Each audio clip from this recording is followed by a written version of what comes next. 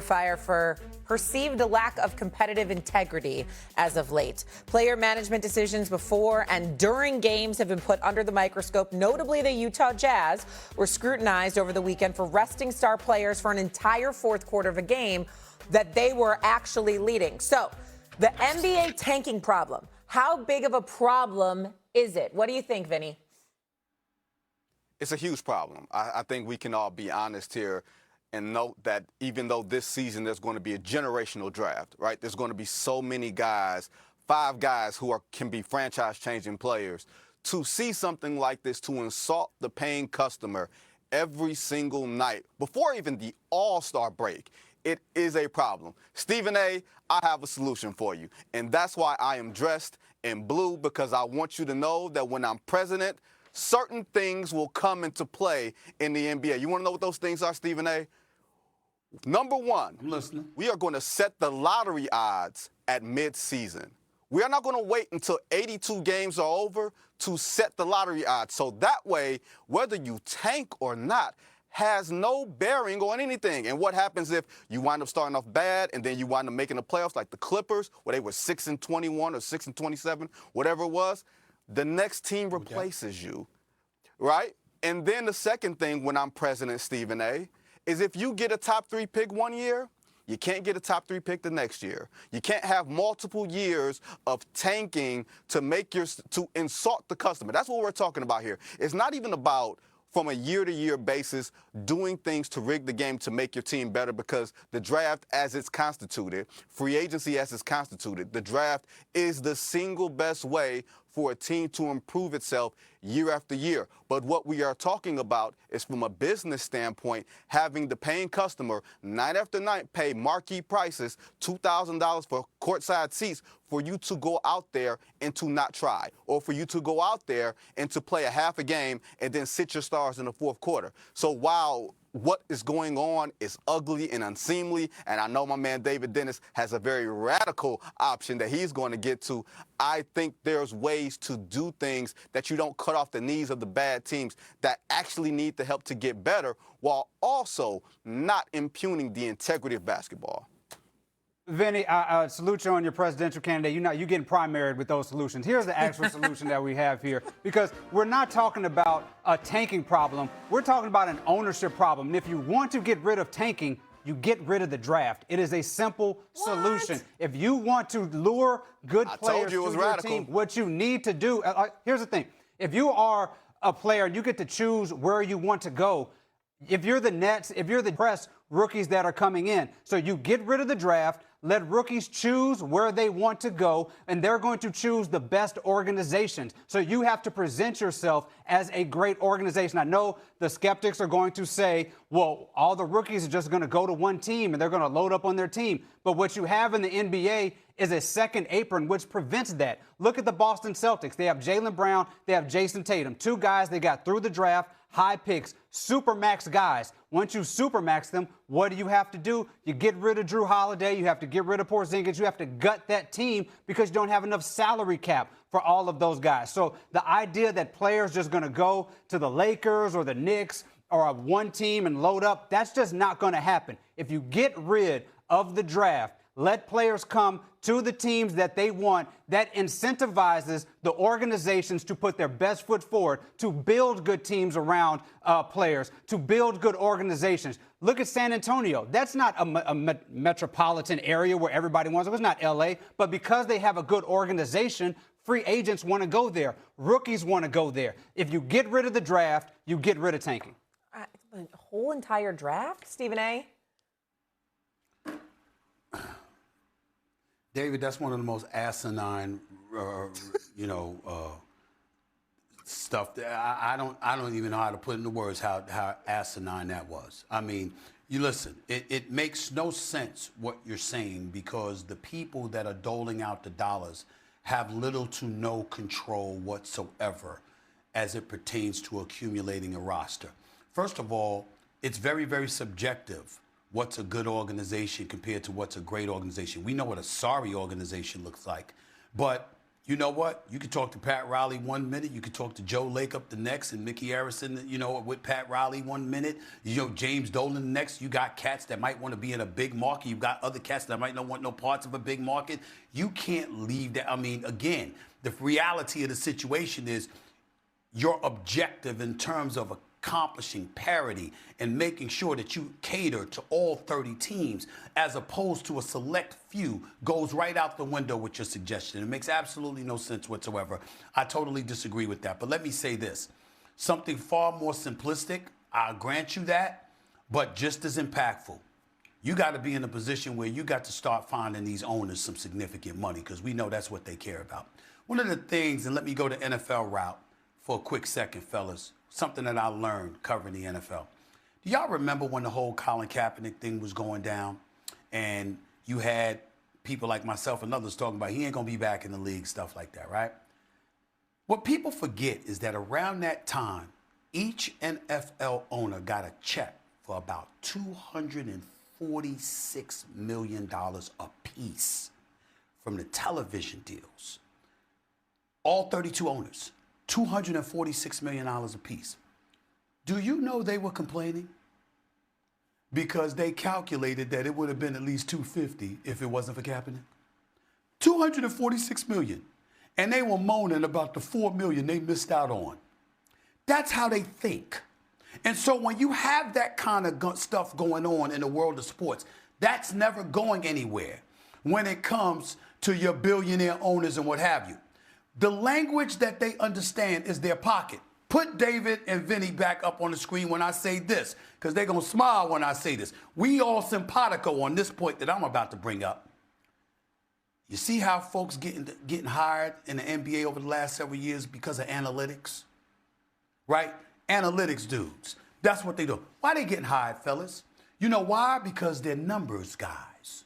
You got guys, and I won't say any names, but I literally know of an instance where a GM walked up to an owner after a playoff loss and said to him, "We really won the game. Look at the numbers here. See the data here? We actually won." He said that to the owner and was let go. Yeah, y'all do know who the hell I'm talking about. I mean, it's ridiculous. But he actually did. He actually walked up to the owner after a playoff loss and said, "We really, really won." Because look at what the data shows. That particular owner wasn't going for it. But a lot of owners who don't know basketball but own their team, the language they understand that makes them think they know more than they actually know is the numbers game. It's what they pay attention to. So what I'm saying is you got to figure out a way to pinch them to make them say, "Damn it, I can't have this costing me my money." I understand it might think you might come to the conclusion that it's pennies on the dollar because they're billionaires, but that's why I brought up the NFL analogy. Because no matter how much money they get, they count what they don't get too. And what they don't get is what they focus on and why that has occurred. And that's where it provokes them to make change. That's what you do, in my humble opinion. So you know how the NFL Steve, has... No, go ahead. Let David go ahead. Let David respond. Well, but I mean, if you're talking about the money and the bottom line, if I tell an owner that you are putting a sorry product out there on the court and that is costing you a chance at Cooper Flagg and that's costing you a chance at Victor Wembanyama, you best believe that owner is going to look at the dollar signs and the tickets from them and say, "I need to put better players on the court. I need to make an actual attempt to make a playoff run. Okay. So I can show that I have an infrastructure that will attract Dave, that's still not eradicating the draft, though. That is eradicating the draft. But you're talking about eradicating the draft altogether. That is eradicating the draft. That is eradicating the draft because I'm not saying that you're going to rely on a ping pong ball because when you have the draft, Victor Wembanyama and Cooper Flagg don't have a choice about where they're going. If they have a choice, I need to put a product up there that makes it palatable and attractive for them to want to come play for me. If I'm San Antonio, it's not just about losing games to get Victor Wembanyama. It's saying, look what we did with Tim Duncan. Look who we have here. Look at the players that we have around you. Come play for San Antonio, and I guarantee we will have the stability to make you a champion for the next 10 years. That's how you get Victor Wembanyama. everybody ain't That's gonna how be you good. attract. That's how you get. Hold on. Hold on. Isn't that free agency? Isn't that exactly what free It's free agency without a draft. It's free agency. But that's what free agency is put in place for, is for superstars to have that kind of feeling. So we're doing double free agency. We're doing it for rookies, and then we're doing it for Rookies should veterans. be treated like free agents. Rookies should be treated like free agents because if you already have rookies right now who waste 3 years on bad teams who don't deserve to have a rookie 3 or 4 years into that. Look at what happened with Anthony Davis and the Pelicans. He spent years with that Pelican squad. They could not build anything around him, and he moves to L.A. to the Lakers. You're still putting guys in big markets because you do not have infrastructures to build around the team. If you have no draft, you have to have the infrastructure in place to get a player in the first place. Go ahead, Vinny. Go ahead. Give him a chance to chime in. Go ahead. I think it's very idealistic, but when you look at the real estate of the NBA, no matter what type of infrastructure that you have, nobody's going to choose Memphis. Nobody's going to choose Sacramento. Nobody's going to choose Oklahoma City if Oklahoma City isn't Not good. at all. No matter what type of You would have said the same thing about San Antonio 20 years ago. Yeah, but once again, Victor Wembanyama came to San Antonio after 6 or 7 or 8 straight really bad years. Those Tim Duncan years, those championship years were long gone. And someone like Big Victor Wembanyama wouldn't even have a memory of what those Spurs teams were like. I just think I understand what you're coming from. I'm curious from a Stephen A standpoint, because I want to ask Stephen this after his thing. Steve, are you suggesting finding the teams that go and purposely tank? Are you suggesting finding the Utah Jazz when they have a 13-point lead going into the fourth quarter and they purpose? But the question with that is, how can the league legislate what is actually tanking versus strategy? Who is the legislative body in that sense? Is that Adam Silver? That's a fair. No, yes, it is Adam Silver. But here's where it gets fair, guys. A lot of stuff that happens now. Now, when we look at Adam Silver, we all view him as an exceptional commissioner who's player-friendly and a really, really good man, a really good guy. We didn't look at David Stern that way. Matter of fact, some people use the word tyrannical. Now, in the end, I had a great relationship with Commissioner Stern, God rest his soul. But he was hell to deal with for a lot of people. And players, coaches, executives, everybody would tell you that. Okay? Media people. This brother, the media people, yes. This brother, he was considered tyrannical at times. The specter of him hovering over stuff scared the living hell out of people. Am I lying? Am I lying?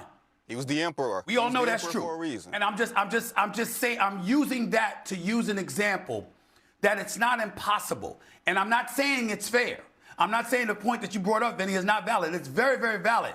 But I'm saying, when you have somebody like that hovering over stuff and let you know, I'm guarding the product and the brand, you will not compromise it. Come hella high water. That's a lot to deal with. That's your definition of an impediment. And sometimes it's necessary. That's all I'm saying. That's all I'm saying. So maybe tighten up on the rules. We're Go making ahead. changes. When you're president. When I'm president of the Stephen league A, or the U.S.? We are making changes. Thank you. I approve that message. So maybe we just got to tighten up on the rules. I do feel like Adam Silver tried to do that with the load management and sitting out games and all of that. He tried. But now you have it to a point where there are players that play the entire time and sit out the fourth quarter. Shay, yes. I'm big, just to end this segment with these guys. The tanking thing to me isn't nearly as much of a problem as load management, just so we're clear. I'm hugely against the load management, more so than the tanking. When you look at the Spurs and what you positioned yourself to get a David Robinson or then a Tim Duncan, it's sort of understood that when you got a big-time marquee generational talent like that waiting, or with Wembanyama, it's sort of understood that happens. The load management, to me, is much more of a problem and much more detrimental and disrespectful to the game. So we'll get more into that a little bit later on. It does feel like the two of those things sometimes go hand in hand. We'll talk more about that later on. Yeah. Should the NBA awards be dictated on how many games are actually played? That's what it is kind of now. Someone here says they need to change that rule. Plus, Drake